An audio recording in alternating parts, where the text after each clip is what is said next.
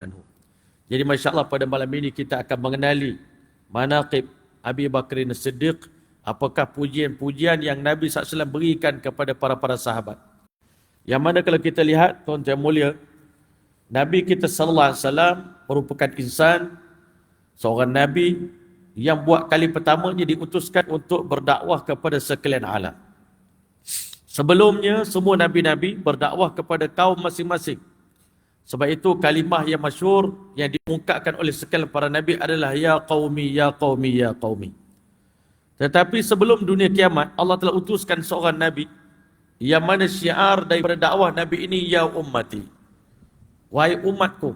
Syiar nabi ini wahai umatku, kerana umat nabi ini merangkumi seluruh alam. Semua kaum dalam dunia ini adalah umatnya baginda sallallahu alaihi wasallam. Tetapi masya-Allah sudah tentu umat yang pertama menerima dakwah Nabi ini adalah bangsa Arab. Dan khususnya Allah Ta'ala utuskan Nabi sallallahu alaihi wasallam berdakwah di kalangan kaum Quraisy, yang mana merupakan penghulu bagi bangsa Arab adalah keturunan Quraisy, masya-Allah. Jadi hadirin hadirat yang rahmati oleh Allah, kita sallallahu alaihi wasallam ni baginda sallallahu alaihi wasallam, dengan perantaraan dakwah baginda sallallahu alaihi wasallam, kata ulama telah mengubah para sahabat Nabi yang dulunya wa in kanu min qablu la fi dhalalin mubin. Mereka berada dalam kesesatan yang nyata sebelum Islam, tetapi berkat dakwah Nabi, tarbiyah Nabi, islah Nabi, bimbingan Nabi, kasih sayang Nabi telah mengubah mereka sehingga Allah Subhanahu wa taala mengiktiraf ulaika ala hudam min rabbihim, daripada dhalalah, kesesatan yang begitu nyata, berada pada hidayah yang sempurna, al-hidayah al-kamilah di sisi Allah SWT, berkat tarbiyah dan dakwah Nabi kita sallallahu alaihi wasallam. Sebelumnya para sahabat merupakan syarrun nas, seburuk-buruk manusia, tetapi berkat tarbiyah Nabi berubah menjadi khairun nas, sebaik-baik manusia. Sebelum Nabi berdakwah, sebelum Nabi sallallahu alaihi wasallam perbaiki umatnya, mereka adalah merupakan syarrul qurun, seburuk-buruk kurun yang pernah datang ke atas muka bumi ini. Tidak ada kurun yang lebih buruk sebelum dan selepasnya, melainkan kurun sebelum para sahabat Nabi didakwah oleh baginda sallallahu alaihi wasallam. Tetapi berkat tarbiyah dan dakwah Nabi, berkat pengorbanan Nabi, kasih sayang Nabi, tangisan Nabi, pujuk raya Nabi, berubah mereka menjadi khairul qurun, sebagaimana sabda Nabi sallallahu alaihi wasallam, khairu ummati qarni thumma alladhina yalunahum thumma alladhina yalunahum. Kurun yang terbaik adalah kurunku, masya-Allah, kemudian kurun yang berikutnya. Sebab itulah para sahabat Nabi digelar oleh alim ulama dengan satu-satu gelaran pujian. Kanatis sahabah ridwanullahi ta'ala alim ajma'in kanu ru'atal ghanam. Dulu kerja mereka sebahagian besarnya adalah pengembala kambing. Fa asbahu bi barakati hadzal din, dengan berkat agama ini jadilah mereka itu ru'atal alam, penguasa bagi alam semesta. Boleh jadi khalifatul muslimin. Dulu mereka bukan siapa-siapa, tetapi Allah SWT berkat agama ni meninggikan martabat manusia. Kanatis sahabah ridwanullah ta'ala majma'in kanat hayatum li hayatid din. Kehidupan para sahabat adalah untuk hidup kami, mati kami, cita-cita kami. Hari ini masya-Allah berbetulan dengan tahun baru ni, apa cita-cita kita? Kalau cita-cita para sahabat Nabi sallallahu alaihi wasallam, kanat hayatum li hayatid din, cita-cita mereka adalah untuk melihat agama ini hidup. Wa kana mautum li hayatid din, mati mereka pun adalah semata-mata untuk melihat, masya-Allah, agama ini hidup. Dan apa cita-cita Abu Bakar kalau diberikan umur panjang oleh Allah Subhanahu wa taala? Ayan qusuddin wa ana hayyun, apakah agama akan berkurangan di saat Abu Bakar masih hidup, masya-Allah. Jadi malam ini kita nak berkenalan siapakah itu Abu Bakar As-Siddiq radhiyallahu anhu. Mungkin adalah sikit kaitannya dengan yang sebelum ini, mungkin ada tersilap ataupun sedikit ketelanjuran mungkin, ataupun kealpaan di dalam menyebut tentang apakah pekerjaan Abu Bakar As-Siddiq radhiyallahu anhu pada masa zaman jahiliyah. Bukan kita nak mengkritik sesiapa, tetapi kita kena mengenali siapakah itu para sahabat. Adakah semuanya para sahabat itu sebelum pada zaman jahiliyah mereka termasuk orang yang jahat? Masya-Allah, memang mereka berada pada zaman yang buruk, tetapi adakah semua para sahabat itu sebelum mendapat hidayah mereka itu adalah merupakan insan-insan yang memang bersangatan jahat, bersangatan kejam, bersangatan zalim? Ataupun ada juga sebahagian di antara para sahabat yang memang semula jadi mereka itu Walaupun masyarakat wasak, tetapi mereka tidak terpengaruh dengan kesyirikan dan keburukan jahiliyah yang ada pada zaman itu. Salah seorang di antara mereka adalah Sayyidina Abu Bakar As-Siddiq radhiyallahu anhu. Jadi sebelum kita cerita tentang hadis tentang Abu Bakar As-Siddiq radhiyallahu anhu, jadi tuan-tuan mulia, di antara sifat Nabi ni, tuan-tuan mulia, yang menjadikan para sahabat rasa selesa duduk dengan Nabi. Kita hari ni banyak berkawan ya. Ustaz-ustaz, imam-imam, Masya Allah, para pendakwah, para murabi. Kadang-kadang kita berkawan dengan orang, kita lihat banyak orang puji kita, Masya Allah. Sebagai pemimpin, banyak orang puji kita. Masya Allah, ustaz ni alim, ustaz ni hebat, ustaz ni warak, ustaz ni Masya Allah, macam-macam. Tetapi kalau kita lihat sifat baginda sallallahu alaihi wasallam, baginda selalu memuji para sahabat dia. Ini antara amalan Nabi yang menyebabkan para sahabat Nabi rasa selesa duduk dengan Rasulullah SAW. Sebab Nabi ni bukan orang puji dia saja. Nabi juga tak berat lidah untuk memuji kelebihan yang ada pada para sahabat. Sebab apa tuan-tuan mulia? Untuk orang yang boleh dipuji, layak dipuji, tak salah kita memuji mereka. Walaupun kita dengar dalam istilah tasawuf juga ada mengatakan tak baik kita puji orang ni. Kan ada masa kalau orang puji kita, kita masukkan, lebih baik kita masukkan pasir dalam mulut dia. Tetapi hakikat sebenarnya Masya Allah, kalau benar sifat itu ada pada diri orang tu, tak salah kita memuji dia. Mudah-mudahan dengan berkat pujian tadi akan menambahkan lagi kasih sayang antara kita. Dan itulah yang berlaku antara Nabi dan para sahabat. Masya Allah. Sedikit cerita tentang Abu Bakar As-Siddiq radhiyallahu anhu sebelum beliau bergelar seorang Muslim, Masya Allah. Maka diberitahu dalam sejarah menyebut huwa karajulin daulah. Dia merupakan salah seorang daripada pemimpin negarawan. Mana kita boleh sebut dia antara salah seorang daripada negarawan yang memimpin kaum Quraisy bersama-sama dengan Abu Jahal mentadbir satu tempat yang dipanggil Darun Nadwah. Masya Allah. Abu Bakar salah seorang pemimpin yang dihormati di kalangan bangsa Quraisy. Masya Allah. Watajirin thari, dia merupakan seorang peniaga yang sangat kaya. Abu Bakar ini seorang peniaga yang sangat kaya min asyrafi Quraisy, salah seorang daripada bangsawan Quraisy. Dia bukan orang miskin, Abu Bakar dia orang kaya dan merupakan bangsawan. Sebab tu sifat kebangsawanan Abu Bakar tu, walaupun kemudiannya beliau menjadi orang susah, tetapi ulama kata Abu Bakar korban kebangsawanan Quraisy, tetapi akhirnya Allah bagi kepada dia berkat dikorban untuk agama, orang hina dia, tetapi akhirnya Abu Bakar menjadi khalifatul muslimin. Seluruh dunia ni orang Islam duduk di bawah pimpinan Abu Bakar. Dulu masa sebelum Islam, dia hanya pemimpin Quraisy saja. Kecil dia punya ruang lingkup kepimpinan Abu Bakar. Sebab tu jangan takut untuk mengamalkan agama, menyebarkan agama. Kadang-kala kita korbankan yang kecil, Allah Ta'ala boleh ganti dengan hadiah yang lebih besar. Maka tuan-tuan boleh, Masya Allah, tamayyaza bimakanati al-ijtima'iyyah al-aliyah wa akhlaqin fadilah. Berbeza Abu Bakar ni, ataupun Abu Bakar dia merupakan seorang yang lebih daripada orang lain dari sudut kedudukannya dalam masyarakat Quraisy. Masya Allah. Kedudukan yang tinggi. Kenapa mencapai kedudukan yang tinggi? Kerana beliau mempunyai akhlak yang fadilah, akhlak yang sangat mulia, sangat tinggi, yang dihormati di kalangan kaum Quraisy. Apa antara akhlak Abu Bakar sebelum dia beriman dengan Nabi SAW? Ada orang tu dia memang baik daripada awal lagi. Antaranya Abu Bakar ni, Masya Allah. Apa kelebihan Abu Bakar? Haithu lam yashrab al-khamar qattun. Beliau seumur hidup tak pernah minum arak walau setitik. Ini sebab itu kadang-kadang kita dalam menyampaikan fakta tentang para sahabat Nabi, walaupun sebenarnya menceritakan tentang sahabat Nabi sebelum dia masuk Islam dengan selepas masuk Islam, kadang-kadang kita menceritakan, walaupun sebelum Islam, kita kena ceritakan tentang fakta yang tepat tentang para sahabat Nabi. Kalau dia memang tak pernah minum arak, jangan kita kata dia kaki minum arak. Dia memang tak pernah minum arak, sejarah dia seumur hidup. Kalau kita tak pernah minum arak, tiba-tiba orang kata kita minum arak, memang kita marah juga, tuan-tuan. Fakta kena tepat, Masya Allah. Walam yasjud lis-sanam.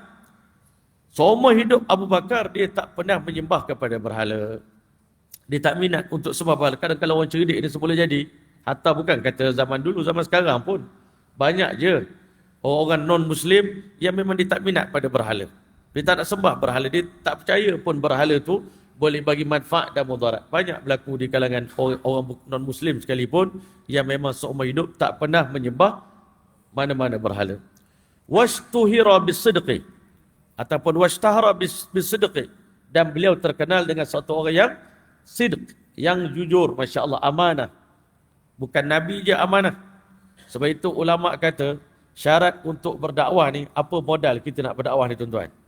Kalau orang tanya kita, syarat untuk berdakwah nak menyampaikan Islam ni pada orang, syaratnya mestilah jujur dan amanah.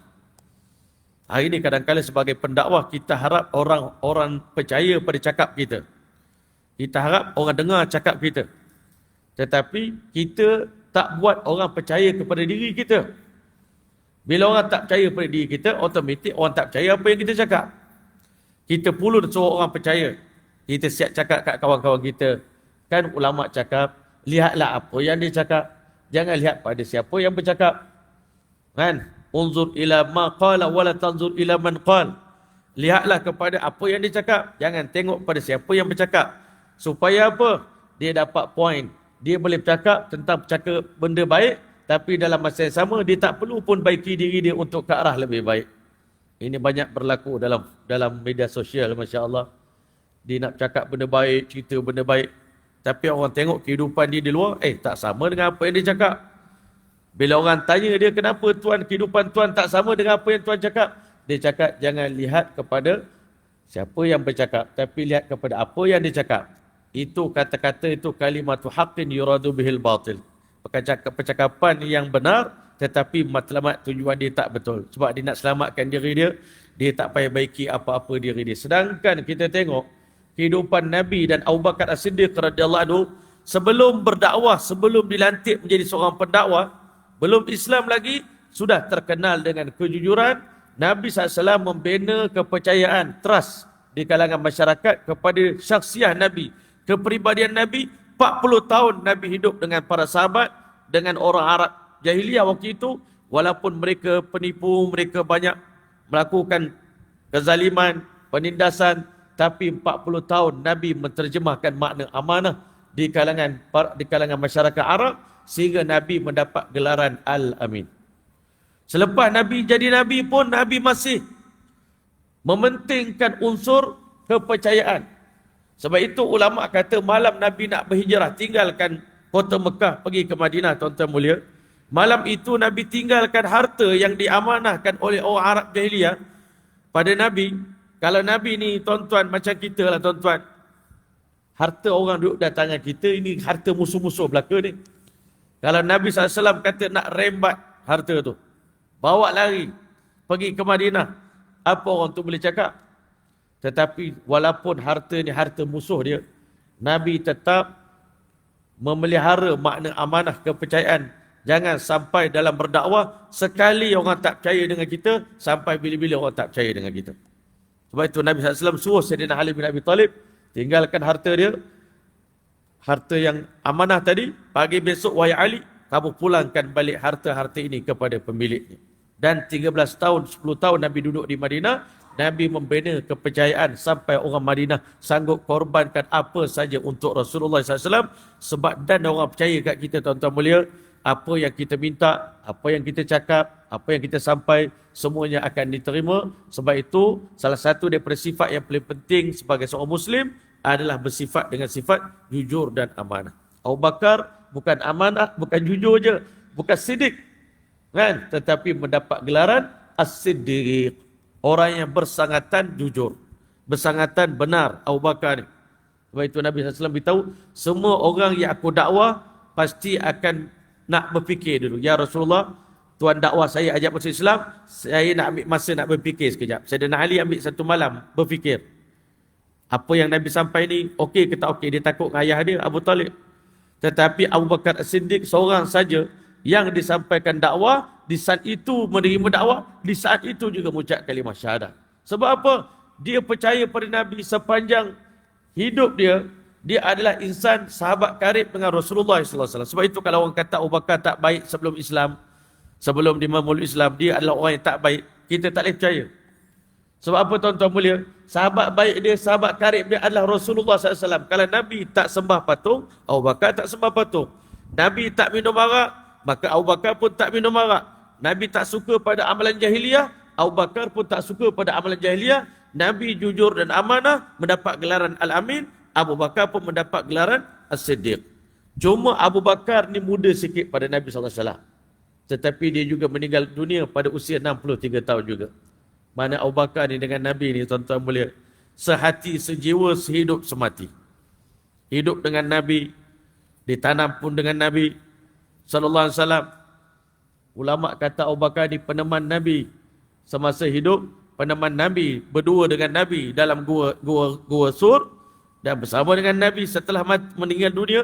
Allah kebumikan kubur Abu Bakar di samping Nabi, bangkit di padang mahsyar pun esok sebelah dengan Nabi, masuk syurga pun dengan Nabi, dalam syurga pun menjadi jiran tetangga kepada Nabi sallallahu alaihi wasallam. Inilah Abu Bakar As-Siddiq radhiyallahu anhu. Tak ada siapa lebih bertuah daripada Abu Bakar. Dan dia terkenal sebagai seorang yang paling banyak menolong orang-orang yang susah, masya-Allah. Kemudian tuan-tuan mulia, dari segi keturunan Abu Bakar ni berasal daripada kabilah Bani Taim. Bani Taim ni bani yang salah satu daripada kaum Quraisy yang terkenal dengan kehebatan mereka. Apakah pekerjaan Abu Bakar Siddiq radhiyallahu anhu? Pekerjaan Abu Bakar pun kita kena perbetulkan fakta. Kalau orang kata Abu Bakar ni ceti, Abu Bakar bukan bapa ceti, ya. Kita betulkan. Kita bukan marah, tapi kita cuma nak menceritakan tentang apakah kerja Abu Bakar yang sebenarnya. Abu Bakar adalah seorang pedagang penjual kain, tajirul aqmishah, penjual kain. Sebab itu bila Abu Bakar dilantik jadi khalifah pun, hari pertama jadi itu, dia bawa kain atas belakang dia nak pergi jual di pasar. Umar tanya, "Wahai Abu Bakar, ke mana kau nak pergi?" Dia kata, "Aku nak pergi jual kain macam biasa." "Kenapa pula?" "Masya Allah, yelah anak bini aku pun aku nak makan." Kan dah ada, kamu sebagai khalifah dah ada allowance sebagai Amirul Mukminin, Perdana Menteri punya allowance. Masya Allah, boleh ambil. Dia kata, "Tak, saya tak akan ambil." Maka Sayyidina Umar kata, "Tak apalah, kalau kau tak berani ambil, biar aku yang bagi gaji kat engkau." Sayyidina Umar radhiyallahu anhu bagi 2,500 dinar kepada Abu Bakar Siddiq radhiyallahu anhu sebagai gaji. Tapi Umar tak cakap 2,500 ni nak pakai sebulan ke setahun ke, tak beritahu. Sayyidina Umar bagi. Abu Bakar Siddiq radhiyallahu anhu bagi duit bulan-bulan gaji pada isteri dia. Tetapi isteri dia ni satu hari teringin nak buat kuih, masya-Allah. Abu Bakar ni masya-Allah punya warak, punya takwa, tak ada siapa mampu ikut dia, masya-Allah. Isteri dia kumpul duit bulan-bulan beberapa sen setiap bulan untuk buat kuih, masya-Allah. Mungkin makan bubur ke kuih halawiyat, wallahu a'lam. Tapi tuan-tuan mulia, masya-Allah, satu hari isteri dia buat kuih, bagi Abu Bakar makan, masya-Allah. Abu Bakar kata, "Ni dapat duit di mana buat kuih ni?" Dia kata, "Adinda kumpul lah sikit-sikit. Lama-lama jadi bukit. Ini yang buat kuih ni, masya-Allah." Abu Bakar kata, "Kalau begitu berarti gaji saya ni dah lebih daripada apa yang sepatutnya." Akhirnya Abu Bakar pulang balik. Gaji dia yang dibagi oleh Sayyidina Umar, hatta pada hari wafat Abu Bakar Siddiq radhiyallahu anhu, Sayyidina Umar menerima 2,500 dinar yang dibagi pada Abu Bakar pada hari pertama Abu Bakar jadi khalifah, dipulangkan kembali. Rupanya Abu Bakar sepanjang jadi khalifah 2 tahun setengah. 2 tahun setengah, 2,500 dinar, Abu Bakar tak pakai gaji dia walau 1 sen pun. Umar menangis. Umar kata, wahai Abu Bakar, nampaknya engkau telah meninggalkan satu tauladan yang sangat sukar untuk diikuti oleh orang kemudian daripada kamu. Abu Bakar bukan orang yang mata duitan. Walaupun pada zaman sebelum Islam pun, dia satu orang peniaga kain, dan dia bukan sekadar menjual kain, dia menjual sutera-sutera juga. Orang Arab suka pakai sutera untuk perempuan. Washtahara bimaharatin fi idaratil mal. Dan beliau sangat terkenal dari segi kepandaian menguruskan dana-dana, harta-harta orang ramai, masya-Allah. Dia pakar bahagian ekonomi, pakar bahagian marketing, pakar bahagian investment, masya-Allah. Ini kehebatan Abu Bakar Siddiq radhiyallahu anhu. Mimma yaj'alu qaumahu yathiquna bihi, yang menjadikan kaumnya sangat mempercayai Abu Bakar Siddiq radhiyallahu anhu. Cuma nak beritahu satu benda je lah. Sebaik-baik orang macam ni pun bila dia berdakwah, orang kata dia pendusta. Masya Allah. Kalau kita ni macam kita ni sekarang, tuan-tuan, kan, cakap lintang pukang, cakap berbelit-belit. Kalau orang tak terima dakwah kita, betul tuan, saya ni memang betul pun. Baru ni ada orang cakap kat saya, Ada sebagai orang kata Maulana Hilmi itu munafik. Saya kata, molek juga kata. Jangan semua orang kata saya ni bagus. Ada juga orang kata munafik tu bagus. Saya kata memang hakikatnya saya ni pun munafik katanya. Kan? Kalau ikut-ikut macam sahabat Nabi, kita ni munafik belaka. Kan? Kalau kita hidup zaman sahabat, maka sahabat Nabi kata kita ni orang munafik. Sembahyang jemaah pun lambat. Sembahyang di rumah pun banyak. Masya Allah, munafiklah kita. Cakap hebat tapi amalan banyak yang tak betul. Alhamdulillah kalau orang kata saya munafik, saya happy, saya gembira, saya kata. Bagus. Kadang-kadang kita perlu juga orang kutuk kita tuan-tuan untuk kita betulkan diri kita. Bukan kita ni betul sangat. Cuma pada pandangan saja orang nampak kita ni baik. Sebab itu ulama kata dalam bab qada dan qadar, ada orang beramal dengan amalan ahli syurga tetapi akhirnya dia masuk neraka. Ada orang beramal dengan ahli neraka tetapi hujungnya masuk syurga. Sebab apa? Dia beramal dengan amalan ahli syurga, pada pandangan manusia dia amal ahli syurga, tapi rupanya tidak di sisi Allah Ta'ala. Ada orang tu amalannya ahli neraka, tetapi akhirnya di sisi manusia dia beramal dengan amalan ahli neraka, tetapi di sisi Allah tidak. Berlaku dua kes di zaman sahabat Nabi. Satu orang lelaki bernama Quzman. Quzman ni dalam peperangan, sebuah peperangan, sahabat Nabi tengok dalam peperangan Uhud, dia ni warrior. Berperang dengan peperangan yang sangat dahsyat, sehingga sahabat Nabi kata kalau dia mati ni, confirm mati syahid dan masuk syurga. Tapi terperanjatnya para sahabat, bila Nabi kata, huwa min ahli nar, dia ahli neraka.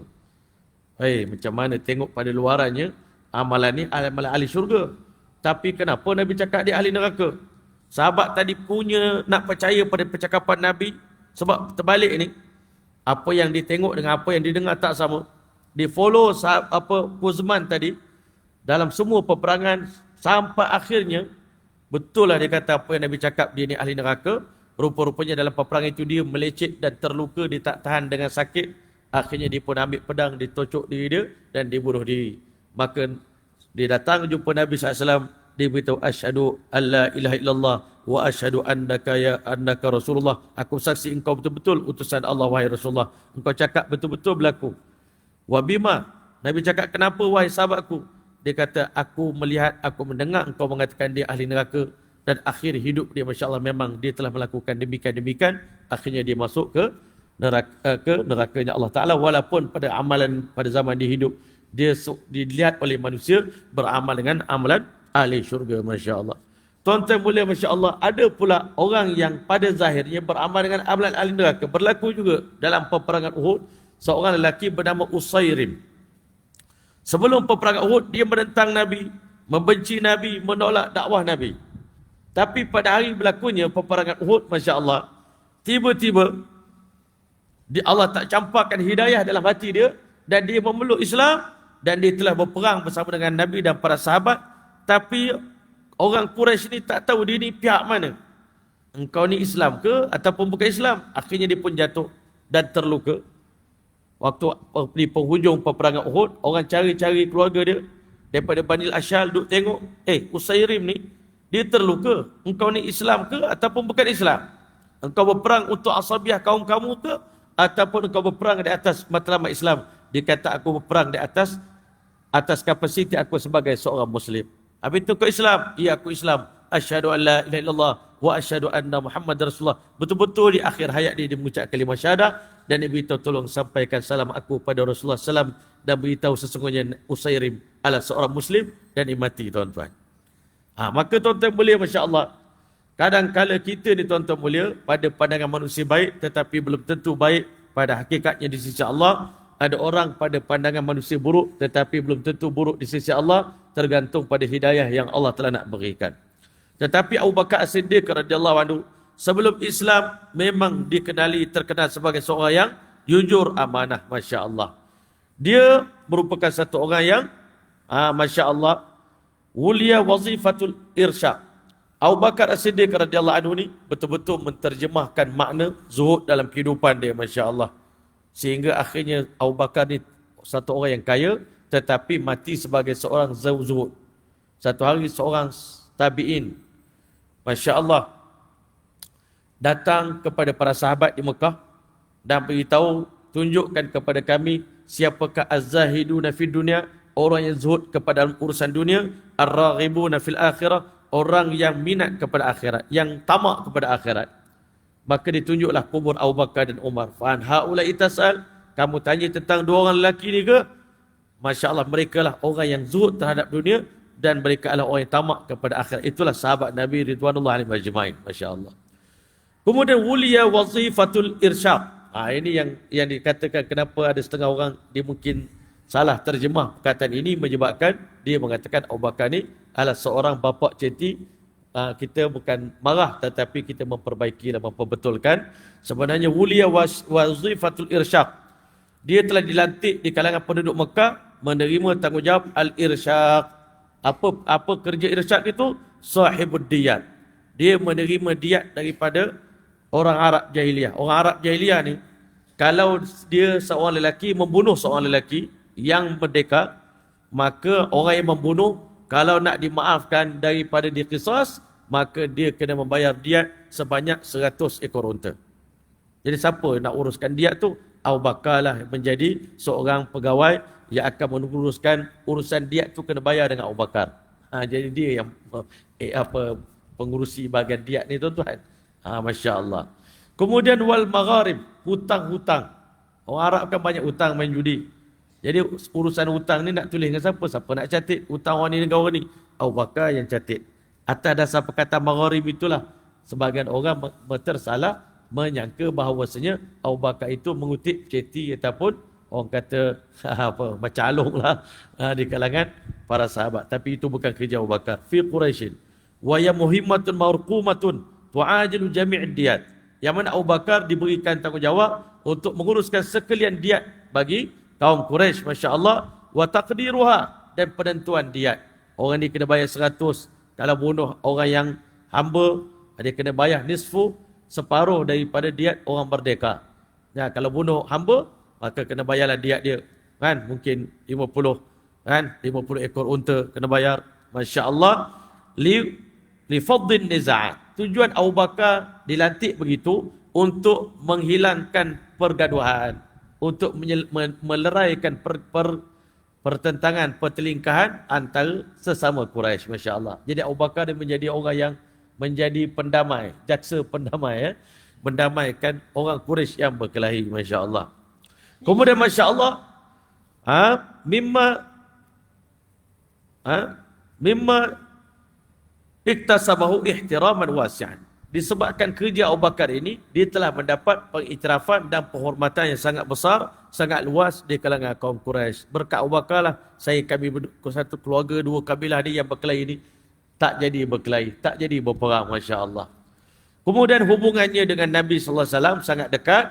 Dia berkawan dengan Nabi SAW, dan semenjak daripada zaman jahiliah lagi, beliau terkenal sebagai seorang yang sangat sukakan perkara kebaikan. Ini sifat Abu Bakar. Jadi kita tengok selepas dia memeluk Islam, dia telah membawa pada hari pertama dia memeluk Islam, dia telah bawa 4 orang masuk Islam bersama dengan dia, dan hari kedua dia bawa 9 orang memeluk Islam, dan ulama kata 9 orang yang dibawa tadi tuan-tuan mulia, 4 campur 5 jadi 9 orang, kesemuanya menjadi lelaki yang dijamin syurga oleh Allah Subhanahu Wa Taala. Ini hebatnya Abu Bakar. Saham dia sangat besar. Sebab itu ulama kata sampai hari ini buku catatan Abu Bakar As-Siddiq radhiyallahu anhu belum ditutup oleh Allah Taala.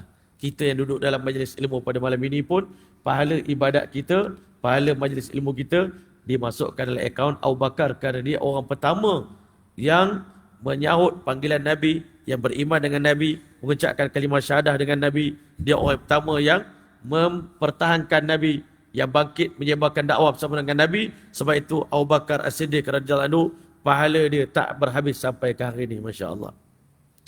Maka kita cerita tentang hadis tentang Abu Bakar As-Siddiq radhiyallahu anhu.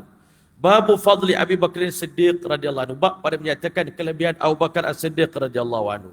Wa bihi qala haddatsana Ali bin Muhammadin qala haddatsana Waqi'un qala haddatsana Al-A'mash an Abdullah ibn Murrah an Abi Al-Akhwasi an Abdullah radhiyallahu ta'ala anhu qala Rasulullah sallallahu alaihi wasallam ala inni abra'u ila kulli khalilin min khullati. Ala, dengar sini baik-baik, ataupun Kalau dalam bahasa Arab, ala ni untuk memberi peringatan. Berhati-hatilah ataupun dengar sini baik-baik. Ini sesungguhnya aku, kata Nabi SAW, abra'u ila kulli khalil. Aku berlepas diri daripada setiap khalil, teman yang sangat karib. Masya Allah. Min khullati, persahabatan seorang sahabat karib dengan sahabat karib ni yang mencapai martabat khullah, maka aku berlepas diri daripada perkara tersebut. Tuan-tuan mulia, kita dalam berkawan, kadang-kala kita sayang kawan kita lebih daripada sesiapa pun. Hatta ada kalanya sayang pada kawan melebihi daripada sayang kepada Allah dan Rasul. Sehingga kadang-kala kawan cakap A, agama cakap B, kita percaya pada kawan kita. Maka kata Nabi SAW, aku bukan jenis begitu. Aku berlepas diri daripada setiap khalil, kawan karib yang bersahabat dengan kawan karib dia dan mempercayai apa saja kawan karib dia lakukan. Jadi tuan-tuan mulia, Nabi SAW beritahu lagi, walau kuntum mutakhidan khalilan, seandainya aku dibenarkan mengambil sesiapa di kalangan manusia ini sebagai khalil, sebagai teman karib aku, sebagaimana kita hari ini setiap orang ada kawan karib dia, kemana ke sana kemari. Maka kata Nabi SAW, kalaulah aku dibenarkan mengambil seorang khalil dalam hidupku ni, menambil tempatlah hatiku, latakhadtu Abu Bakrin khalilan, nescaya aku akan mengambil Abu Bakarlah orang paling layak menjadi khalilku. Inna sahibakum khalilullah, sesungguhnya teman kamu ini, sahabat kamu ini, iaitu Rasulullah SAW ini merupakan khalilullah. Qala Waqi', yakni nafsahu, berkata Imam Waqi', Nabi maksudkan adalah diri di sini. Sekejap lagi kita akan terangkan apakah makna khalilullah dan siapakah khalilullah. Kita bagi laluan kepada azan insya-Allah.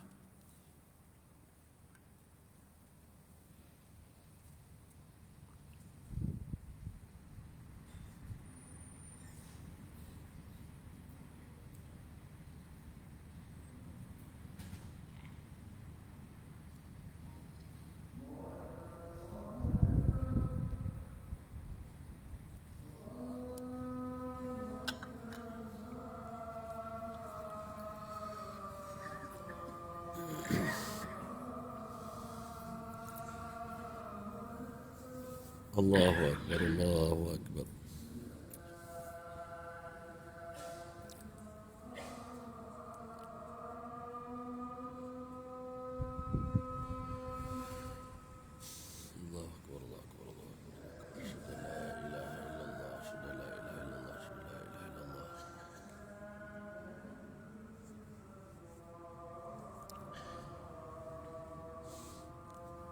أشهد أن لا إله إلا الله أشهد أن لا إله إلا الله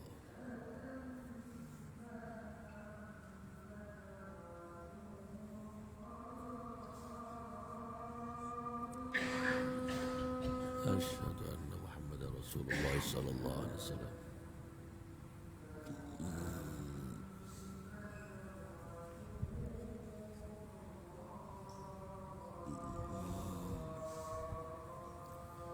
أشهد أن محمدا رسول الله صلى الله عليه وسلم.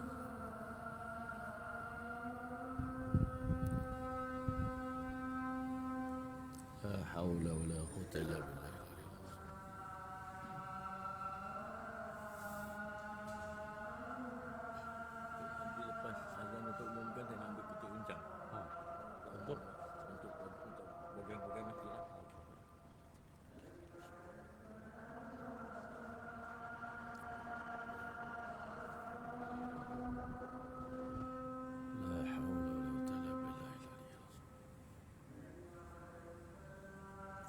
Haji apa nama haji?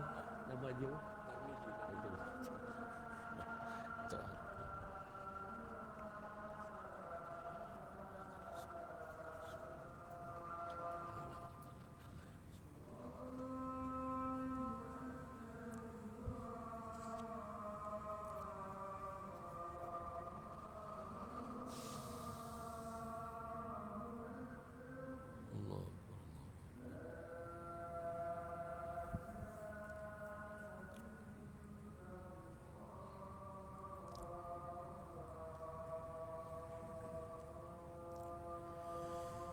لا إله إلا الله محمد رسول الله اللهم رب هدينا وأنتم والصلاة لقامت سيدنا محمد الوسيلة والفضل والشرف والدرجة والعطر والرفيق وبعث مقام محمود Jadi insyaAllah sebelum kita mulakan kuliah kita, insyaAllah Tuan Haji Termizi akan buat sedikit kutipan derma untuk segala aktiviti yang dijalankan di Masjid Asy-Syakirin ini, insyaAllah. Jadi kita mengambil peluang, sumbangkanlah harta kita walaupun kita tak mampu nak jadi macam Abu Bakar. Abu Bakar bagi sepenuh harta dia untuk agama, kita bagilah setakat yang kita ada. Asalkan sebahagian daripada rezeki yang kita dapat ni kita kongsi untuk memartabatkan agama Islam yang tercinta, insya-Allah, memajukan, memakmurkan rumah Allah Subhanahu Wa Taala dengan majlis-majlis ilmu, insya-Allah. Ya tuan-tuan mulia, berbalik kepada hadis kita, dalam dunia ni rupanya banyak orang yang menjadi wali-wali Allah ni semua kekasih Allah. Semua orang yang mendapat gelaran wali Allah tu, maksud wali tu adalah kekasih Allah Taala. Tetapi tuan-tuan mulia, dalam ramai-ramai wali Allah yang disebut ala inna awliya Allah la khaufun alaihim wa lahum yahzanun. Ketahuilah wali-wali Allah tu hidup mereka di dunia tidak ada sebarang ketakutan kepada makhluk dan tidak ada duka cita. Wali-wali Allah ni tak pernah takut pada siapa-siapa, dan yang kedua tak pernah duka cita dalam hidup mereka. Menjadi wali Allah, kekasih Allah Subhanahu Wa Taala. Siapakah wali-wali Allah? Alladzina amanu wa kanu yattaqun. Setiap orang beriman dan bertakwa, itulah wali Allah. Kita ni pun wali jugalah tuan-tuan. Cuma wali kecil, masya-Allah. Wali peringkat gombak setia lah. Tuan-tuan ni wali lah.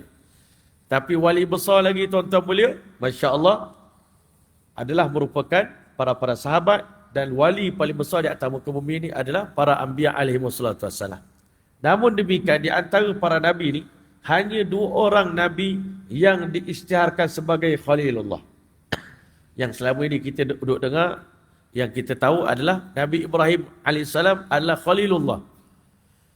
Dan orang yang kedua, insan yang kedua yang mendapat gelaran Khalilullah adalah baginda Muhammad Rasulullah SAW, berdasarkan hadis yang kita baca pada hari ini. Kata Nabi SAW, seandainya walau kuntum muttakhidan khalilan, seandainya dalam hidup aku ni aku dibenarkan mengambil sesiapa sebagai khalilku, la takhadtu Abu Bakrin khalilan, dan aku akan ambil Abu Bakar sebagai khalilku, teman karibku. Tetapi inna sahibakum hadha khalilullah, sesungguhnya sahabat kamu ini adalah Khalilullah.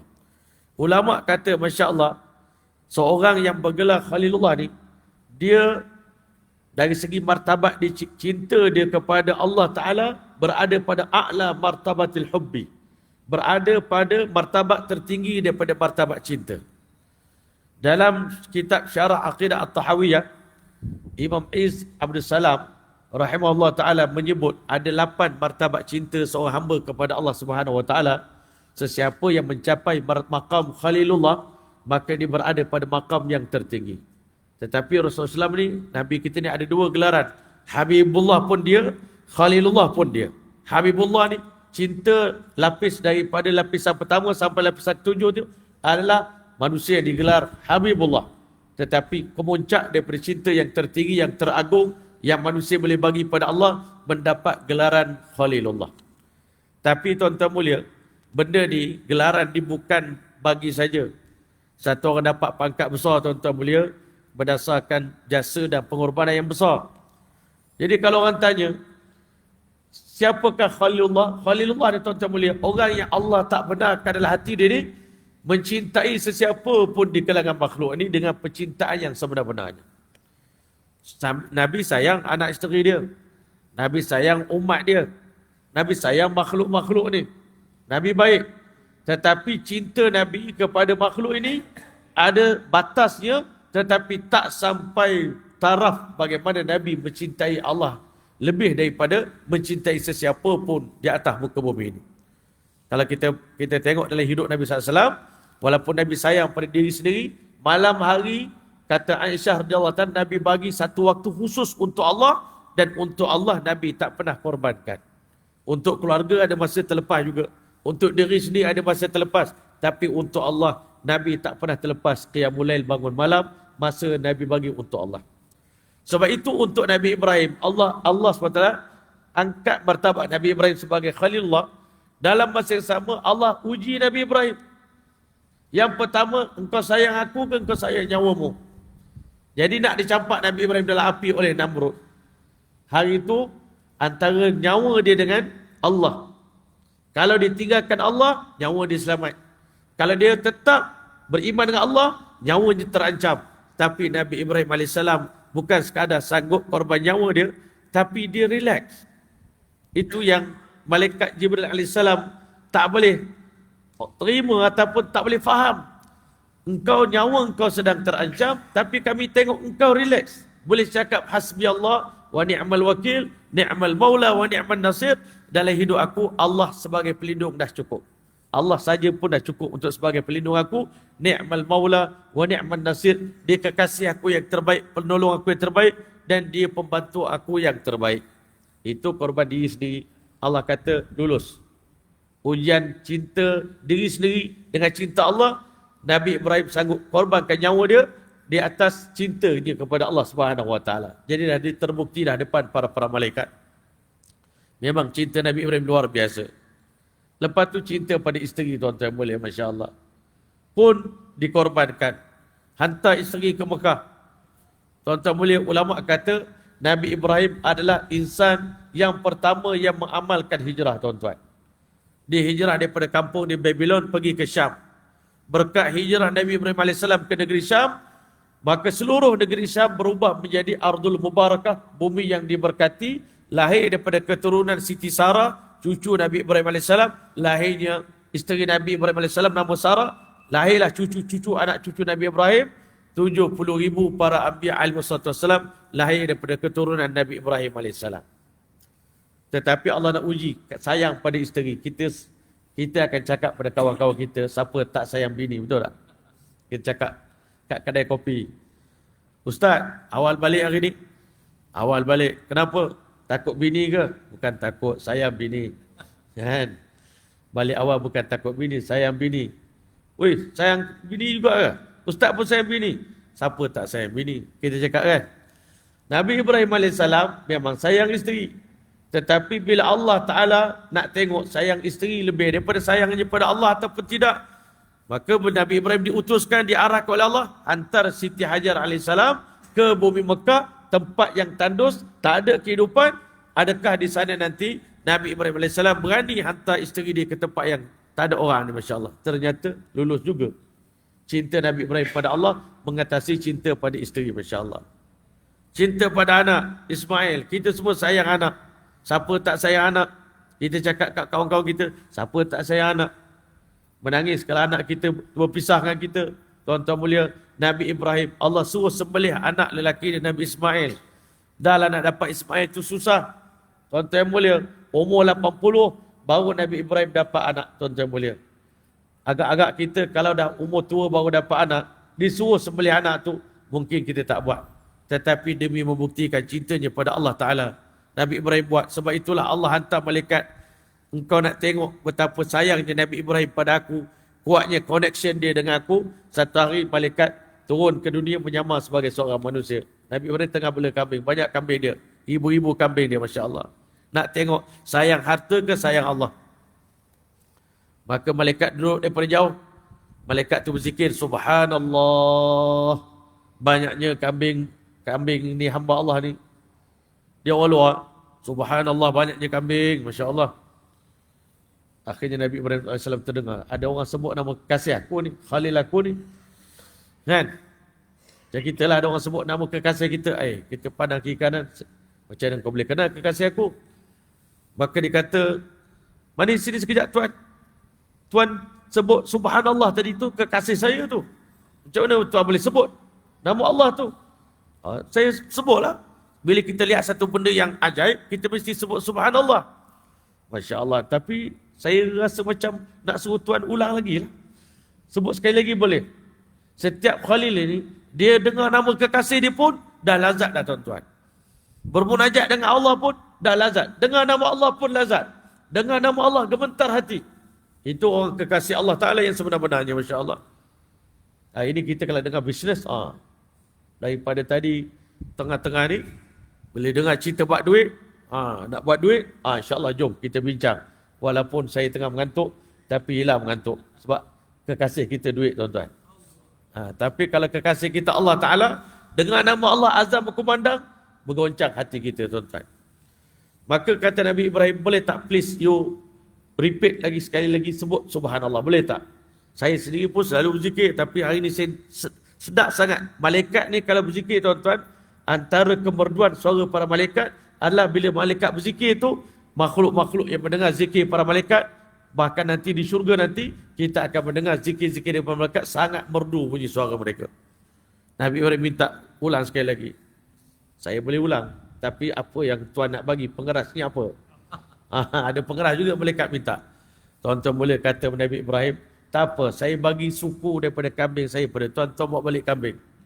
Kita kalau bela kambing tuan-tuan, orang baca subhanallah, seekor kambing bagi. 1000 seekor ni. Kan? Tapi Nabi Ibrahim AS, suku kambing dia tu daripada ribu-ribu tu, suku kamu bawa balik. Tapi tolong ulang nama Allah sekali lagi, boleh? Kata malaikat tadi, boleh. Saya pun subhanallah. Masya Allah. Nabi Ibrahim kata, makin sedap. Makin sedap dengar nama Allah Ta'ala. Boleh tak ulang sekali lagi? Ya, boleh. Tapi kali ini apa yang Tuan nak bagi? Saya bagi suku lagi kambing saya pada Tuan. Separuh dah. Akhirnya tuan-tuan, habis kambing Nabi Ibrahim bagi kepada malaikat tadi, semata-mata nak suruh ulang sebut subhanallah. Sekarang kambing dah habis. Tapi saya masih lagi tak puas, rindu nak dengar nama Allah Ta'ala. Ini betul-betul kekasih yang sebenar tuan-tuan. Kita hari ini, macam tadi lah, kalau orang kata kita munafik, saya mengaku kata, betul tuan-tuan. Sebab kita ni, dengar nama benda lain, Masya Allah. Dengar lagu pun goyang kaki tuan-tuan. Kan? Tapi dengar azan, tak ada tarikan. Dengar kalamullah, Al-Quran, tak ada tarikan. Dengar zikir-zikir, tak ada tarikan tuan-tuan. Hati kita ni nak tertarik pada Allah Ta'ala. Tapi Nabi Ibrahim, bila kambing dah habis, kamu nak buat macam mana? Kamu nak minta aku sebut lagi? Apa yang kamu nak buat? Tak apa. Tuan bawa balik kambing, saya rela jadi khadam Tuan, saya jadi pengembala kambing untuk Tuan, asalkan Tuan ulang sekali lagi sebut nama Allah Ta'ala. Itu cinta Nabi Ibrahim pada Allah Ta'ala. Tapi kena tegur juga dengan Allah sekali. InsyaAllah. Satu hari Nabi Ibrahim nak makan tuan-tuan. InsyaAllah. Nak makan tengah hari, di tengah lapar. Tiba-tiba datang satu orang non-Muslim yang tak beriman pada Allah, datang Nabi Ibrahim, dia tak pernah makan seorang-seorang, dia mesti makan berjemaah. Jadi bila orang tu datang nak makan, dia kata, engkau nak makan? Bila isteri Nabi tanya, Sayyidatina Aisyah radhiyallahu ta'ala tanya pada Nabi, ya Rasulullah, kenapa Tuan buat ibadat macam ni sedangkan Allah telah jamin dosa Tuan diampunkan, dosa dahulu, dosa akan datang? Nabi kata, aku nak jadi hamba Allah yang paling bersyukur pada Allah Ta'ala. Sebab itu untuk Rasulullah SAW, dia tuan-tuan mulia, Nabi sayang sesiapa pun dalam hidup Nabi, Allah ambil orang tu. Allah Ta'ala tak benarkan Nabi SAW mencintai, menyayangi sesiapa pun dalam dunia ini dengan kasih sayang yang luar biasa macam kita sayang pada hari ini. Sayang boleh, tapi sayang biasa-biasa boleh. Sayang luar biasa tak boleh. Sayang luar biasa untuk Allah Subhanahu Wa Ta'ala. Sebab Allah Ta'ala telah pilih hati Rasulullah SAW untuk mencintai Allah daripada segala-galanya. Allah dah pilih hati baginda SAW. Sebab itu Nabi sayang anak lelaki, Allah ambil anak lelaki Nabi. Sayang ayah, sebelum Nabi tengok wajah ayah dia, Allah dah ambil nyawa ayah dia. Sayang ibu dia, Allah ambil ibu dia. Sebab Allah dah beritahu, ya Muhammad ahbib man syi'ta, sayanglah siapa yang kamu nak sayang, fa innaka mufariqum, pasti akan berpisah dengan mereka. Jadi tuan-tuan mulia, cuma Nabi nak beritahu, andai kata aku sebagai manusia biasa ni, dibenarkan oleh Allah mengambil sesiapa di kalangan manusia ini sebagai teman karib aku, sebagai khalilku, dan saya aku akan pilih Abu Bakar menjadi teman karibku. Tapi Allah dah tak benarkan. Sebab hatiku hanya untuk Allah. Maka nak beritahu pada kita ni, betapa tingginya kedudukan Abu Bakar di hati Nabi SAW. Kalau Allah kata, wahai Muhammad, ambil pilih sesiapa nak jadi khalilmu di dunia ni, nescaya Abu Bakar lah orang pertama yang namanya akan naik untuk dipilih oleh Nabi SAW menjadi teman karib Nabi di dunia. Tetapi walaupun pada hakikatnya Nabi, walaupun pada zahirnya Nabi tak dibenarkan menjadikan Abu Bakar sebagai khalil dia, tetapi pada hakikatnya Abu Bakar lah khalil di hati baginda SAW. Sedangkan Nabi adalah khalilullah, tetapi Abu Bakar adalah khalilun Nabi. Dia adalah teman baik Nabi SAW. Sebab itu di saat orang lain berhijrah ke bumi Madinah, hanya Abu Bakar yang bersama dengan Nabi selama 3 hari 3 malam dalam Gua Sur. Masya Allah. Itu menunjukkan betapa dekatnya Abu Bakar dengan Nabi SAW, dekatnya Abu Bakar di hati baginda SAW. Ini yang kedua, masya-Allah. Wa bi ilaihi qala hadatsana Abu Bakar bin Abi Syaibah wa Ali bin Muhammad qala hadatsana Abu Muawiyah qala hadatsana Al-A'mash an Abi Salih an Abi Hurairah radhiyallahu taala anhu qala Rasulullah sallallahu alaihi wasallam ma nafa'ani malun qattun ma nafa'ani malu Abi Bakr. Abu Hurairah radhiyallahu anhu meriwayatkan baginda sallallahu alaihi wasallam telah bersabda. Itu dari segi hati dan perasaan. Tapi apa ulasan Nabi, apa komen Nabi tentang Abu Bakar? Nabi SAW bersabda, "Ma nafa'ani malun," tidak memberi manfaat kepada aku oleh sebarang harta sedikit pun. Tak ada siapa yang memberikan manfaat harta yang dimiliki kepada aku. Ma nafa'ani malu Abi Bakr, sebagaimana harta Abu Bakar telah banyak membantu aku. Sebab itu ulama kata dalam hidup Nabi ada dua peristiwa besar, dan kedua itu harta Abu Bakar telah terpilih oleh Allah Ta'ala untuk dibelanjakan. Yang pertama dalam perjalanan hijrah Nabi. Abu Bakar beli unta untuk Nabi naik. Unta Qaswa tu Abu Bakar yang beli, walaupun akhirnya kemudian Nabi bayar balik. Perjalanan Nabi nak hijrah itu, yang menguruskan makanan Nabi adalah semua keluarga Abu Bakar Siddiq radhiyallahu anhu. Anak Abu Bakar terlibat. Anak lelaki Abu Bakar, Abdurrahman bin Abu Bakar terlibat. Asma binti Abu Bakar terlibat. Penggembala kambing Amir bin Fuhairah Abu Bakar pun terlibat. Semua ahli keluarga Abu Bakar terlibat menjayakan hijrah Nabi SAW dan membelanjakan harta untuk Nabi menjalani hijrah. Dan pada akhir hayat Nabi pun, dekat Nabi nak pergi haji, Abu Bakar telah sediakan beberapa ekor unta yang memuatkan keperluan-keperluan Nabi. Dipanggil Zamalah Abi Bakar. Zamalah ni fellow Abu Bakar, sahabat-sahabat Abu Bakar, keluarga Abu Bakar, tim dia khas untuk menyempurnakan perjalanan haji Rasulullah SAW. Sebab itu Nabi SAW beritahu, tak pernah ada sesiapa pun di atas muka bumi ini hartanya memberi manfaat kepada aku sebagaimana Allah telah pilih harta Abu Bakar memberi manfaat yang besar kepada Nabi SAW. Sebab itu dalam peperangan Tabuk, Masya Allah, peperangan yang paling besar sekali, yang paling sukar sekali dalam Al-Quran, Allah sebut orang munafik tak bagi sahabat Nabi pergi perang. La tanfiru fil har. Jangan pergi berperang pada musim panas. Waktu itu Allah tegur orang munafik, qul naru jahannam asyaddu harra. Katakanlah wahai Muhammad, api neraka Jahannam lebih panas lagi, lau kanu ya'lamun, kalau kamu mengetahui. Hari itu Nabi minta semua sahabat korbankan harta mereka untuk agama Allah. Macam mana hari ini masjid minta, Nabi pun pernah minta. Jangan ingat Nabi tak pernah minta.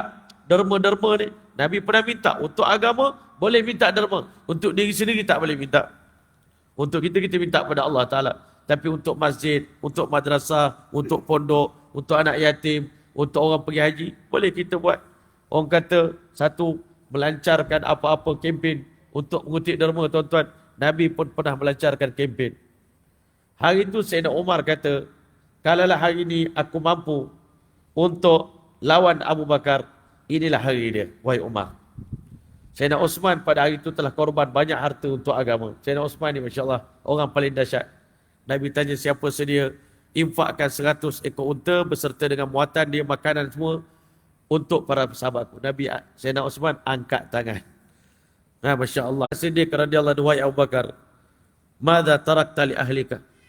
Berapa banyak harta yang kamu tinggal untuk keluarga kamu? Nak tengok Abu Bakar ni pada hari Islam sangat memerlukan. Hari itu dibagi apa? Alangkah kecewanya Umar. Hari ini aku nak lawan Abu Bakar. Aku nak fight dengan dia. Siapa infak paling banyak? Aku dah bawa separuh harta aku yang ada kat rumah. Kekayaan aku dah bawa. Kalau dalam bank 30,000, 15,000 dah bawa ni. Berarti besar dah infak ni pada hari ni. Tiba-tiba bila Abu Bakar jawab, taraktullah wa rasulah, aku tinggal Allah dan Rasul saja, wahai Allah, wahai Rasulullah, di rumah aku. Masya Allah, pada hari itu Umar menangis dan diberitahu, kalau begini sampai mati aku tak pernah berniat lagi untuk lawan dan bersaing dengan Abu Bakar As-Siddiq radhiyallahu anhu. Sehingga ada satu hadis menyebut, punya Allah telah gembira dengan pengorbanan Abu Bakar As-Siddiq radhiyallahu anhu. Allah perintahkan Jibril AS turun ke bumi sampaikan salam pada Abu Bakar As-Siddiq radhiyallahu anhu dan beritahu pada Abu Bakar, adakah kamu redha dengan susah payah kamu agama? Seandainya engkau redha, Allah juga redha pada kamu. Dan hakikat sebenarnya, wahai Abu Bakar, hari itu Jibril AS jumpa Abu Bakar memakai pakaian yang Abu Bakar pakai. Abu Bakar pakai baju yang bertampung-tampung, butang dia pun ada kata daripada duri, ada kata daripada kayu-kayu lebih kurang buat butang tuan-tuan. Bila Abu Bakar tanya, wahai Jibril, kenapa kau pakai macam aku pakai? Wahai Abu Bakar, bukan aku seorang je pakai macam ni. Semenjak engkau korban untuk agama, Allah memerintahkan sekalian para malaikat di langit juga. Malaikat memikul aras juga memakai pakaian yang sama dengan pakaian yang kau pakai, Abu Bakar. Malaikat kena tiru manusia, tuan-tuan. Betapa mulianya Abu Bakar As-Siddiq radhiyallahu anhu dalam Islam, di hati Nabi kita sallallahu alaihi wasallam. Sebab itu Nabi sallallahu alaihi wasallam beritahu, tak ada siapa yang pernah memberi manfaat dari segi hartanya kepada aku sebagaimana Abu Bakar memberikan manfaatnya kepada diriku. Qala fabaka Abu Bakrin. Perawi hadis menyebut, bila dengar benda ni, tuan-tuan menangis. Kita hari ni kalau dengar orang puji kita, kita kembang hidung, tuan-tuan. Sahabat Nabi, orang puji dia menangis. Nabi puji dia menangis. Wa qala hal ana wa mali illa laka ya Rasulullah. Abu Bakar cakap apa? Diriku dan hartaku semuanya untukmu ya Rasulullah. Ini Abu Bakar tu Khalilun Nabi. Semua harta aku dan diri aku untuk Nabi. Dan ada yang asar yang lain daripada Abu Bakar, benda yang membanggakan aku, salah satu daripada perkara yang membanggakan aku, anak perempuan aku Sayyidatina Aisyah radhiyallahu taala menjadi isteri kepada baginda sallallahu alaihi wasallam. Itulah perkara yang paling membanggakan Nabi sallallahu alaihi wasallam. Masya-Allah. Tuan-tuan boleh, masya-Allah. Seterusnya, wabili qala haddatsana Hisham ibn Ammar qala haddatsana Sufyan al-Hasan ibn Umarah an Firasid an Sya'bi an al-Harith an Ali radhiyallahu ta'ala anhu qala Rasulullah sallallahu alaihi wasallam. Ini hadis ini diriwayatkan oleh Sayyidina Ali. Ada orang kata Sayyidina Abu Bakar ni mengambil kedudukan Ali sebagai khalifah dalam Islam. Ada sebagai umat Islam lah dalam dunia ni mengatakan Sayyidina Ali dan Sayyidina Abu Bakar ni bergaduh, bermusuhan. Tetapi hari ini apa yang kita tengok dalam hadis ini, Sayyidina Ali sendiri meriwayatkan hadis yang menyebutkan tentang kelebihan Abu Bakar As-Siddiq radhiyallahu anhu. Hakikat sebenarnya di antara para sahabat sama para sahabat tak berlaku apa-apa pun masalah, apa yang kita rasa masalah dari segi hati pada hari ini. Kita bergaduh kerana dunia. Sahabat Nabi tak pernah bergaduh kerana urusan dunia. Kalau mereka bertembung pun atas maksud akhirat, dan mereka adalah golongan yang mukhlisin, yang ikhlas. Maka sebab itu kita tengok Sayyidina Ali bin Abi Talib meriwayatkan hadis ini. Qala Rasulullah SAW, Nabi SAW telah bersabda, Abu Bakar wa Umar sayyidakuhu li ahli jannah. Abu Bakar dan Umar, dua orang ketua orang-orang dewasa di dalam syurga nanti. Kita semua akan masuk syurga. Ada di kalangan orang dewasa masuk syurga. Ada kanak-kanak yang meninggal dunia pada usia yang masih kecil. Mereka dipanggil wildan. Mereka kanak-kanak di kalangan ahli syurga juga. Tetapi ada wanita menjadi ahli syurga. Ketua wanita permaisuri dalam syurga adalah Sayyidatina Fatimah radhiyallahu ta'ala. Ketua pemuda dalam syurga Sayyidina Hasan dan Husain radhiyallahu ta'ala anhu. Sayyidah Syababi Ahli Jannah. Dua ketua pemuda dalam syurga. Ini kita kejar ketua pemuda dunia, tuan-tuan. Kan? Ini zaman pilihan raya ni ramai nak jadi ketua pemuda. Biarlah kita jadi ketua pemuda dalam syurga. Kalau tak jadi ketua pemuda kat dunia, jadi ketua pemuda dalam syurga. Tapi ranking tu dah diambil oleh Sayyidina Hasan dan Husain radhiyallahu ta'ala anhuma. Tapi dua ketua orang dewasa, orang veteran-veteran dalam syurga ni, tuan-tuan. Tapi di syurga dah tak ada orang tua dah. Semuanya umur pada usia Sayyidina Isa alaihissalam. Umur Nabi Isa alaihissalam 33 tahun. Jadi orang dewasa pun di syurga 33 tahun. Jadi tuan-tuan mulia, penghulunya, ketua dia adalah masya-Allah Sayyidina Abu Bakar dan Sayyidina Umar radhiyallahu ta'ala anhuma. Maka tuan-tuan mulia, minal awwalin wal akhirin, daripada orang awal, daripada zaman Nabi Adam sampai dunia kiamat, semua orang dewasa akan duduk di bawah pimpinan Abu Bakar dan Umar radhiyallahu anhu. Nak menunjukkan betapa mulianya kedudukan Abu Bakar di dunia dan di syurga nanti di akhirat. Maknanya dia bukan ketua untuk umat Nabi Muhammad. Dia ketua untuk sekalian umat daripada awal zaman sampai akhir zaman. Itu menunjukkan betapa tingginya kedudukan Abu Bakar As-Siddiq radhiyallahu anhu dalam Islam, masya-Allah. Minal awwalin wal akhirin illa an-nabiyyin wal mursalin. Masya-Allah, melainkan Nabi dan para Rasul saja. Tidak boleh Abu Bakar dan Umar menjadi ketua bagi mereka itu. Masya Allah. La tukhbirhuma ya Ali madama hayyaini. Wahai Ali, Nabi pesan, jangan sampaikan berita ini kepada Abu Bakar dan Umar selama mana mereka masih hidup. Jadi lepas mati nanti baru riwayatkan hadis ini. Saya nak beritahu kepada kita ni betapa para sahabat Nabi ini sangat mulia kedudukannya di sisi Allah Subhanahu wa taala, di sisi baginda sallallahu alaihi wasallam. Wa bihi qala hadatsana Ali bin Muhammadin wa Amr ibn Abdullah qala hadatsana Waqi' qala hadatsana al-A'mash an Athiyyah bin Sa'id an Abi Sa'id al-Khudri radhiyallahu ta'ala anhu qala qala Rasulullah sallallahu alaihi wasallam inna ahla darajatil ali yarahum min asfala minhum kama yura al-kawkab at-tali' fil ufuq min afaqis sama. Masya Allah. Sesungguhnya ahli bagi darjat-darjat yang tertinggi nanti akan dilihat akan mereka itu oleh penghuni-penghuni syurga yang berada di bawah mereka. Orang bawah boleh nampak ahli-ahli penghuni-penghuni syurga yang duduk di atas.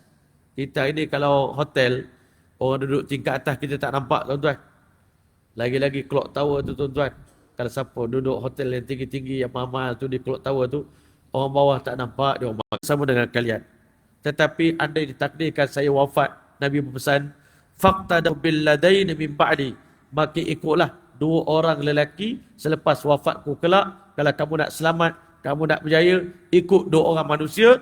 Itulah wa asyara ila Abi Bakr dan Umar. Nabi tunjukkan Abu Bakar dan Umar. Kalau aku wafat nanti, ikut dua lelaki ini. Masya Allah, selepas daripada aku.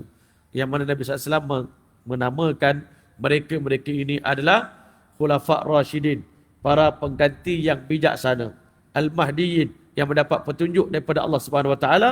Ikutlah mereka itu, addu 'alaiha bin nawajiz, gigitlah sunnah aku dan juga sunnah para Khulafa' Rashidin ini dengan gigi geraham kamu. Ikut Abu Bakar sungguh-sungguh, ikut Umar sungguh-sungguh. Masya Allah. Wabili qala hadatsana Ali bin Muhammad qala hadatsana Yahya ibn Adam qala hadatsana Ibnu Mubarak an Umar ibn Sa'id ibn Abi Husain an Abi Mulaikah radhiyallahu ta'ala anhu qala sami'tu Ibn Abbas radhiyallahu ta'ala yaqulu lamma wudi'a Umar ala saririhi waqtanafahu an-nas yad'una wa yusallun aw qala yuthnuna wa yusallun alayhi qabla an yurfa wa ana fihim falam yurighni illa rajulun qad rahimani qad zahamani wa akhadha bimankabi faltafattu fa idha Ali ibn Abi Talib fatarahama ala Umar thumma qala ma khalaftu ahadan ahabba ilayya an alqa Allah bimithli amali minka wa aimullah in kuntu la'azunnu la yaj'alnaka Allah azza wa jalla ma'a sahibaik wa dhalika anni kuntu aktharu an asma' Rasulullah sallallahu alaihi wasallam yaqulu dhahabtu ana wa Abu Bakar wa Umar wa dakhaltu ana wa Abu Bakar wa Umar wa kharajtu ana wa Abu Bakar wa Umar fa kuntu azunnu la yaj'alnaka Allah ma'a sahibaik. Ini dengar apa yang Sayyidina Ali radhiyallahu ta'ala cerita tentang apa perasaan dia, penghormatan dia kepada Umar bin Khattab radhiyallahu ta'ala anhu. Hari ini banyak orang kata Umar ni musuh kepada Sayyidina Ali bin Abi Talib. Waliyazubillah. Sedangkan Sayyidina Ali bin Abi Talib sangat-sangat menyayangi dan menyanjung tinggi Sayyidina Umar radhiyallahu ta'ala anhu. Sebab itu kadang-kadang kita hari ini orang akhir zaman, kita dengar cerita sejarah ni, jangan percaya kepada cerita-cerita yang pelik-pelik yang orang sampaikan tentang para sahabat Nabi SAW. Kan? Kadang-kadang kita takut kita terfitnah para sahabat. Sedangkan mereka ini orang yang sangat dicintai oleh baginda sallallahu alaihi wasallam. Maka Ibnu Abbas radhiyallahu anhu berkata, tatkala jenazah Sayyidina Umar diletakkan di atas katilnya, waqtanafahu nas, maka manusia mula mengerumuninya. Masya-Allah, yad'un, mereka berdoa untuk Umar, wa yusallun, dan dia mula masya-Allah menunaikan solat jenazah, atau qala yuthnun, mereka memuji Allah Taala, wa yusalluna alaihi, dan mereka menunaikan solat ke atas jenazah Umar qabla an yurfa, sebelum diangkat, diusung. Wa ana fihim, maka dia kata aku termasuk salah seorang yang menyertai upacara pengkebumian Sayyidina Umar radhiyallahu ta'ala. Falam yaru'ni illa rajulun qad rahimani. Maka tidak mengejutkan aku dalam peristiwa itu melainkan seorang lelaki qad zahamani, bukan rahimani, qad zahamani, yang salah seorang di antara lelaki yang berebut nak menziarahi, masya-Allah, jenazah Sayyidina Umar adalah seorang lelaki yang mana wa akhadha biman kibai, dia memegang kedua bahu aku, kata Ibn Abbas radhiyallahu anhu, faltafattu, maka aku pun menoleh ke arah dia, lelaki yang pegang bahu aku tadi, nak pergi menunaikan sembahyang jenazah Sayyidina Umar radhiyallahu anhu. Faltafattu, maka aku berpaling. Fa idza Ali bin Abi Talib, tiba-tiba yang muncul itu adalah Sayyidina Ali bin Abi Talib. Masya-Allah, ini dengar baik-baik. Sebenarnya Sayyidina Ali sangat memuliakan Sayyidina Umar radhiyallahu anhu. Kalau dia tak sayang, tak ada anak dia nama Umar, tak ada anak cucu dia bernama Abu Bakar.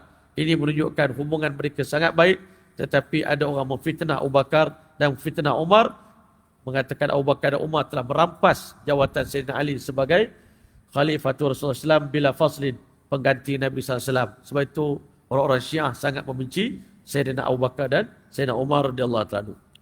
Fatarahama ala Umar.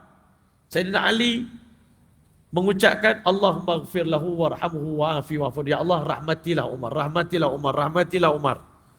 Faqala, kemudian Sayyidina Ali radhiyallahu anhu berkata, ma khallaftu ahadan, aku tidak meninggalkan sesiapa pun, ahabba ilayya, yang terlebih aku cintai, an alqallaha bimithli amali, agar aku bertemu dengan Allah membawa amalan sepertinya. Saya tak pernah cemburu kalau saya mati, saya meninggalkan sesiapa pun di kalangan penduduk muka bumi ini, yang mana aku bercita-cita dan berharap agar aku pada hari aku mati berjumpa dengan Allah di hari kiamat nanti, aku membawa amalan seperti amalan dia. Mithli amalihi minka, sebagaimana amalannya daripada engkau wahai Umar. Berarti Sayyidina Ali sangat mencemburui amalan Sayyidina Umar. Kalaulah saya selepas saya mati nanti, saya dibenarkan oleh Allah Ta'ala bertemu dengan seorang lelaki yang membawa amalan yang paling layak untuk dicemburui, yang aku berharap amalan dia sama dengan amalan aku di hari kiamat nanti, sama dengan amalan dia, maka tidak lelaki yang paling aku cintai, yang aku sukai lebih daripada dirimu wahai Umar bin Khattab radhiyallahu ta'ala. Wa aimullah, demi Allah, in kuntu la azunnu, sesungguhnya aku sangat yakin. Azunnu di sini ayqanu, aku sangat yakin wahai Umar, la yaj'alannaka Allah azza wa jalla ma'a sahibaik, selepas engkau mati pasti Allah Taala letakkan darjatmu, kedudukanmu selepas wafat ini sama dengan kedua orang sahabatmu, iaitu baginda sallallahu dan Umar, Abu Bakar radhiyallahu ta'ala. Sayyidina Umar ni sebelum dia wafat, dia sangat takut jangan-jangan selepas dia mati nanti dia tak bertemu dengan Nabi dan Abu Bakar di alam akhirat nanti, dalam kubur nanti. Sebab itu pada satu hari ketika mana ada orang syorkan wahai Umar, diminta kamu tambah sikit gaji bulanan kamu. Bak gaji lagi tuan-tuan. Kita ni dalam bekerja, kita paling suka tambah gaji tuan-tuan. Kalau bos tambah gaji, kita paling suka walaupun kerja kita tak meningkat. Kerja kita macam tu juga, bos memang sakit hati kadang-kadang tengok kita kerja kita. Tapi kalau bos bagi gaji lebih, insya-Allah bos, saya terima bos. Tuan-tuan boleh, sahabat Nabi diminta naik gaji. Sayyidina Umar cakap ke Hafsah, kalau aku tahu siapa yang syorkan kepada kamu supaya Umar tambah gaji, aku akan conteng muka dia dan aku berikan dia pelajaran yang tak akan lupa seumur hidup. Sayyidina Umar menangis. Dia kata, wahai Hafsah, di saat semua orang telah hidup dalam kemewahan hari ini, sahabat-sahabat semua dah kaya dah, makanan di rumah semua dah mewah, pakaian mereka dah berubah, kehidupan para sahabat selepas Islam dah menang, kehidupan mereka dah berubah, Empire Rom dan Parsi telah jatuh di bawah tapak kaki para sahabat. Tetapi kehidupan Umar masih macam dulu juga, pakai baju bertampung-tampung. Rumah Sayyidina Umar tak ada makanan. Sahabat Nabi masih makan sekali sehari. Jadi sahabat yang lain pakat malu belaka, kita makan mewah, Amirul Mukminin masih macam zaman Nabi lagi. Maka akhirnya ada orang syur, minta pada Hafsah, tolong sampai kepada ayah kamu, tolong naikkan gaji kamu. Baitul Mal di tangan dia, dia nak ambil berapa banyak pun boleh. Tapi akhirnya bila orang syur kat Sayyidina Umar sangat marah. Nabi itu pada anak perempuan dia, kamu tahu tak kenapa ayah terlalu marah dengan syur tadi, sehingga ayah nak beri peringatan pada orang tersebut, tapi kamu rahsiakan. Tiba-tiba Umar menangis. Dia kata, aku dengan Abu Bakar, dengan baginda SAW seperti tiga orang sahabat yang melalui satu jalan. Yang mana sahabat aku yang pertama baginda sallallahu alaihi wasallam. Pernah aku tengok Nabi masuk dalam rumah Nabi. Sayyidina Umar menangis bila melihat bekas-bekas tika melekat di tubuh badan Nabi sallallahu alaihi wasallam. Ma yubkika ya Umar, apa yang menyebabkan kau menangis wahai Umar? Umar kata, ya Rasulullah, Tuhan penghulu bagi sekalian alam. Sedangkan Raja Rom dan Parsi yang tak beriman pada Allah hidup dalam kemewahan, dalam singgasana yang besar, makan mewah, hidup dalam kemewahan. Tuhan kekasih Allah, tengok badan Tuhan berbekas, Masya Allah. Nabi senyum tengok Umar. Ama tarda ya Umar. Nampaknya kau masih belum faham wahai Umar. Ayyakunallah humud dunia. Allah nak bagi dunia ni untuk dia ambil lah banyak mana pun. Walanal akhirah. Allah nak bagi akhirat dekat kita. Sebab itu Umar kata, kalau Abah memilih kehidupan berubah daripada kehidupan zaman Nabi, Abah khawatir, Abah tak jumpa dengan Rasulullah di hari kiamat nanti. Itulah sifat Umar. Sebab itu Sayyidina Ali kata, aku tak cemburu melihat sesiapa pun, melainkan aku berharap untuk aku bawa amalan seperti Umar ketika mana aku berjumpa dengan Allah nanti di padang mahsyar. Kenapa aku begitu yakin? Wahai Umar, engkau selepas wafat ni akan diletakkan oleh Allah dekat dengan sahabatmu, kedua orang sahabatmu. Kamu pasti berjumpa dengan Rasulullah, pasti berjumpa dengan Abu Bakar di alam akhirat nanti. Kenapa? Wadzalika anni kuntu aktsara an asma' Rasulullah SAW. Kerana aku semasa hidup aku sering kali mendengar ungkapan ini daripada bibir Nabi sallallahu alaihi wasallam. Nabi ni setiap kali bercakap tak lekang menyebut perkataan ini. Sayyidina Ali kata, aku selalu dengar yaqulu dhahabtu ana wa Abu Bakar wa Umar. Aku pergi satu kali, aku dan Umar dan aku dan Abu Bakar dan Umar pergi. Zahabtu Abu Bakar wa Umar. Wa dakhaltu ana wa Abu Bakar wa Umar. Aku pergi pun dengan Abu Bakar dan Umar. Aku masuk dalam mana-mana tempat pun mesti ada Abu Bakar dan Umar. Wa kharajtu ana wa Abu Bakar wa Umar. Kalau aku keluar pergi musafir pun mesti bersama dengan Abu Bakar dan Umar. Maka dia kata fakuntu azunnu. Maka daripada situ aku telah mendapat buat keputusan. Aku sangat yakin la yaj'alannakallahu ma'a sahibaik. Pada hari ini ketika mana engkau wafat wahai Umar, aku hadir jenazah kamu. Aku sangat yakin setelah engkau mati, setelah engkau wafat, pasti Allah Ta'ala akan himpunkan kamu bersama dengan dua orang sahabat kamu.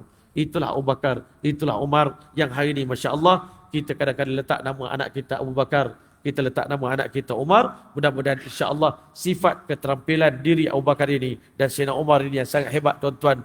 Yang mana kata Nabi SAW, laukana ba'di nabiyyan lakana Umar. Seandainya ada orang layak jadi Nabi setelah aku wafat, maka itulah Umar lah orangnya.